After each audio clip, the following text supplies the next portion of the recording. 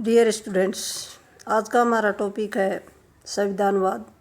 प्रथम विश्व युद्ध के पश्चात संविधानवाद और दूसरे विश्व युद्ध के बाद भी संविधानवाद। तो प्रथम विश्व युद्ध के पश्चात संविधानवाद क्या था?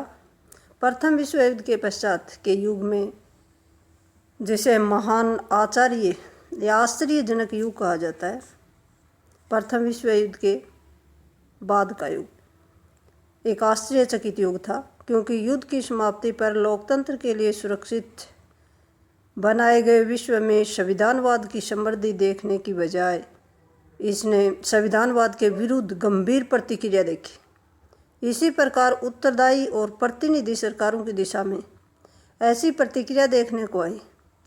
इस बारे में रूस में साम्यवाद, इटली में फांसीवाद, जर्मनी में नाजीवाद आदि उत्तरदायी सरकारों के विरुद्ध भी प्रतिक्रिया हुई थी।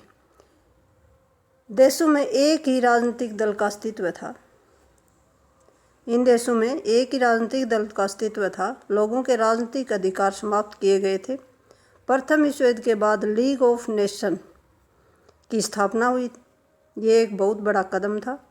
लीग ऑफ नेशन का उद्देश्य राज्यों के बीच उत्पन्न हुए विवादों को शांतिपूर्ण ढंग से निपटाना था। ये दूसरी बात है कि ये विश्व संगठन अपने उद्देश्य में सफल नहीं हुआ और मानव को दूसरा विश्व युद्ध का प्रतिघात झेलना पड़ा। फिर आता है दूसरा विश्व युद्ध के बाद संविधानवाद।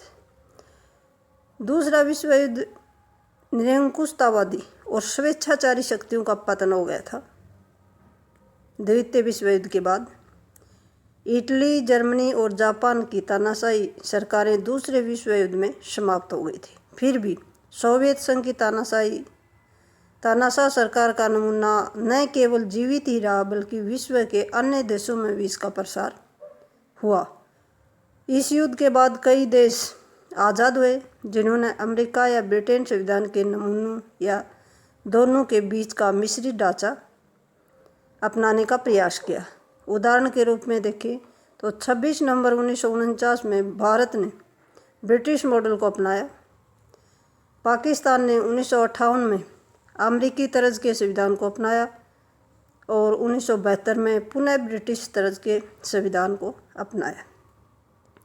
तीसरी दुनिया के गरीब और पिछड़े देशों ने, जिन्हें विकासशील देश कहा जाता है, ने संविधान निर्माण के कई दिलचस्प प्रयोग किए। एक संविधान राज्य का रूप ले सके। लीग ऑफ नेशन के खंड रूप पर संयुक्त राष्ट्र संघ की स्थापना न केवल संविधानवाद का बल्कि राष्ट्रवाद और लोकतंत्र का समर्थन भी करता है। या संक्षेप में कहें कि दूसरे विश्व युद्ध के पश्चात विश्व में संविधानवाद का तेजी से विकास हुआ, क्योंकि अनेक राष्ट्रों ने अपने अपने संविधान बनाने शुरू कर दिए।